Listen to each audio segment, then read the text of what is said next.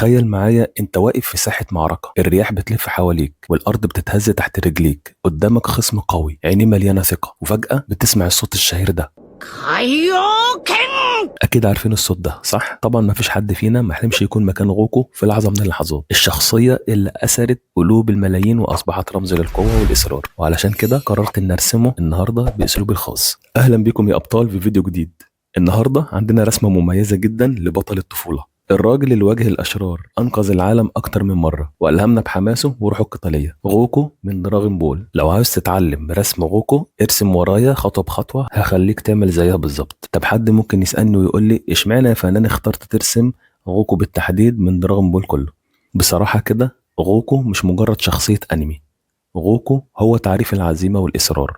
كلنا عارفين إنه مش أقوى واحد في عالم دراغون بول، لكنه دايما بيسعى إنه يكون الأفضل، وبيتعلم من كل معركة، وكل مرة بيقع فيها بيرجع أقوى من الأول. وده اللي أنا بحبه فيه. الشخصية دي مش بس عن القتال، دي عن التطور المستمر. يعني حتى لو بدأ ضعيف هو مش بيقبل يفضل كده، بيفضل يتدرب ويتحدى نفسه، وده لحد ما يوصل لمستوى يخليه يكسر أي حدود مستحيلة قبل كده. وده بصراحة درس لأي حد فينا يا جماعة، سواء بتحب الرسم أو الرياضة أو أي حاجة في حياتك، أهم حاجة إنك ما تستسلمش أبدا. وزي ما انتم شايفين احنا دخلنا في الحواجب وهي رفيعة ومقوسة، وبتدي غوكو ملامح هادية في حالته العادية، لكن لما بتحول لسوبر سايان بتبقى اكتر حده. في سوبر سايان 3 بقى بتختفي تماما، وده بيعزز مظهره القوي. اما العيون فهي واسعه وفيها لمسه حاده، وده اللي بيعبر عن شخصيته القويه والمرحه في نفس الوقت. في اللحظات العاديه بتكون ودوده، لكن اول ما يتحمس وبيغضب بتتحول لنظره حاده جدا ومرعبه، بتوضح مدى قوته كمقاتل. وصلنا بقى لمرحله الانف والفم. الانف في رسم غوكو بسيط وصغير، وبيتم تحديده غالبا بخط خفيف او مجرد ظل كده، وده اسلوب شائع في الانمي علشان يحافظ على انسيابيه الوجه، وبرضه عشان ما يكونش فيه تفاصيل صعبه او معقده. اما بقى الفم فبيختلف حسب تعبيره. في الوضع العادي بيكون صغير وبسيط، لكن وقت القتال او الصراخ بيتحول لفم واسع جدا ومليان تفاصيل زي الاسنان والظل الداخلي، وده علشان يبرز قوه المشهد والانفعالات الحماسيه اللي موجوده. هنا بقى انا رسمت العين والحاجب مرسومين بلون غامق بالكامل، يعني مش هتحتاج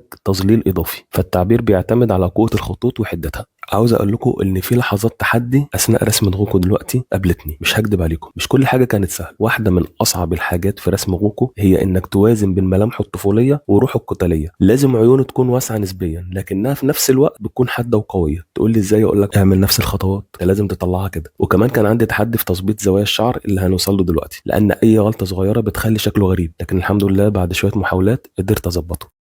لو لسه ما اشتركتش في القناه اشترك وفعل الجرس علشان يوصلك كل جديد، وطبعا ما تنساش تكتب لي رأيك في التعليقات.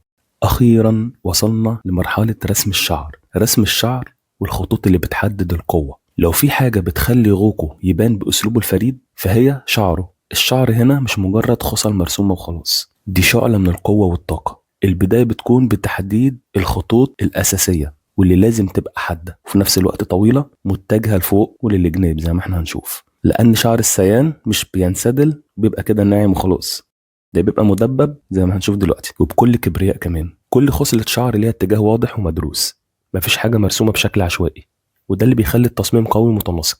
في شخصيات زي غوكو الشعر مش مجرد تفصيلة شكلية وخلاص، لا ده جزء اساسي من شخصيته، بيحدد مدى قوته وروحه القتاليه. علشان كده لازم الخطوط تبقى حاده وواضحه وبتتحرك بشكل ديناميكي حتى لو الشخصيه نفسها ثابته. كل ما زادت قوه غوكو كل ما اتغير شكل شعره بوضوح، وده جزء من هويه السيان. التحولات المختلفه زي السوبر سيان الشعر مش بس بيطول لكنه بيبقى اكتر حده، والخطوط بتظهر اقوى علشان تعبر عن القوه والطاقه اللي بتتدفق في جسمه. اما في تحولات زي سوبر سيان الشعر بيبقى طويل جدا ومتدفق، لكنه لسه محافظ على الخطوط الحادة اللي بتدي الإحساس بالحركة والاندفاع حتى لو كان المشهد ثابت. التفاصيل دي مش مجرد إضافات، دي اللي بتخلي أي رسم الغوكو بيبقى مميز وقوي، وده مجرد البداية، اللي جاي أقوى وأشرس. دلوقتي وصلنا لجزئية رسم العنق والكتف بالملابس والتظليل، ودي مرحلة بتكمل شكل الشخصية وبتديها حضور أقوى. العنق هنا لازم يكون واضح ومتناسق مع الراس، والخطوط بتكون ناعمة لكن متحددة عشان تحافظ على الشكل القوي من غير ما تبان فيه تفاصيل عضلية كتير. بنرسمه بخطوط بسيطة، ومع التظليل بنبين العمق عند حتت معينة علشان يدي إحساس بالواقعية. أما بقى الكتف فبما إن العضلات مش ظاهرة فالتركيز كله بيكون على شكل القماش والتظليل. الملابس هنا بتتبع انحناء الكتف بانسيابية، وبنضيف بعض الخطوط اللي بتحدد اتجاه التنيات، لكنها مش كتيرة طبعا علشان يفضل الشكل بسيط ومنظم. التظليل بيكون موجود في الأماكن اللي بتحتاج عمق زي تحت الدقن عند الرقبة وجوانب الكتف،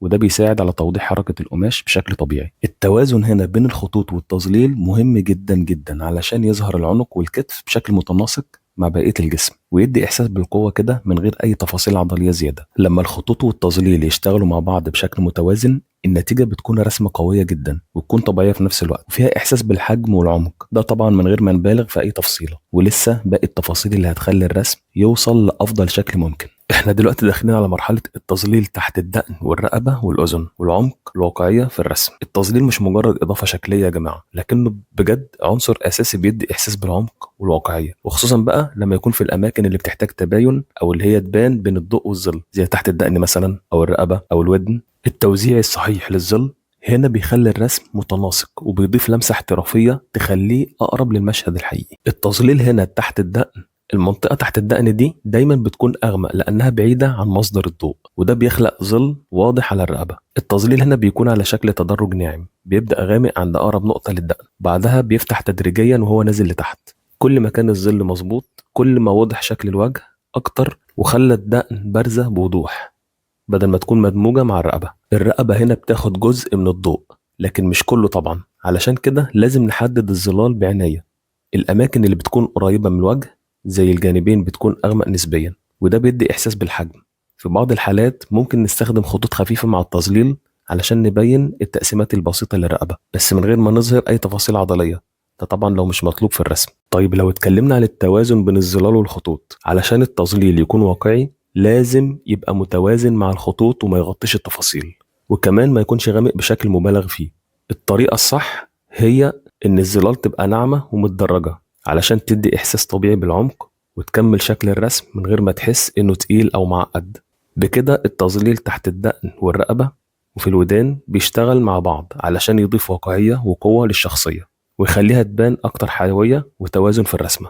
وتقريبا بعد ما خلصنا التظليل بيجي دور توضيح بعض الخطوط علشان نضمن إن الشكل النهائي واضح وفيه تناسق. بعض الخطوط ممكن تكون اتأثرت بالتظليل وما بقتش واضحة قوي، خصوصا عند الدقن والرقبة والودان، فبنيد عليها بخطوط خفيفة لكن متحددة علشان ترجع بارزة من غير ما تبقى تقيلة، وده بيخلي الرسم يبقى أنيق ومتجانس من غير ما يفقد أي حاجة من تفاصيله.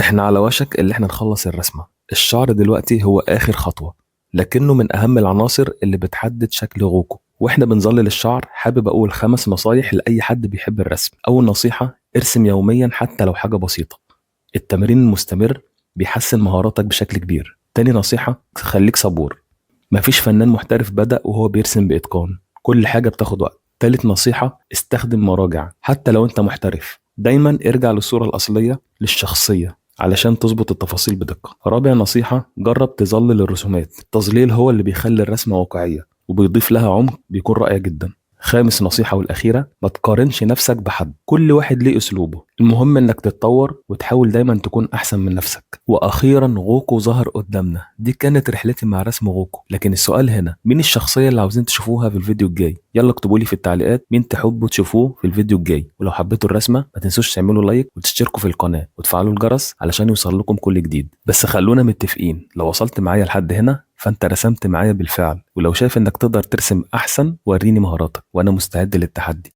اشوفكم في الفيديو الجاي، وساعتها ممكن يكون عندنا شخصية اقوى او يمكن يكون عندنا غوكو بالترانسفورميشن جديدة، مين عارف. استنوني.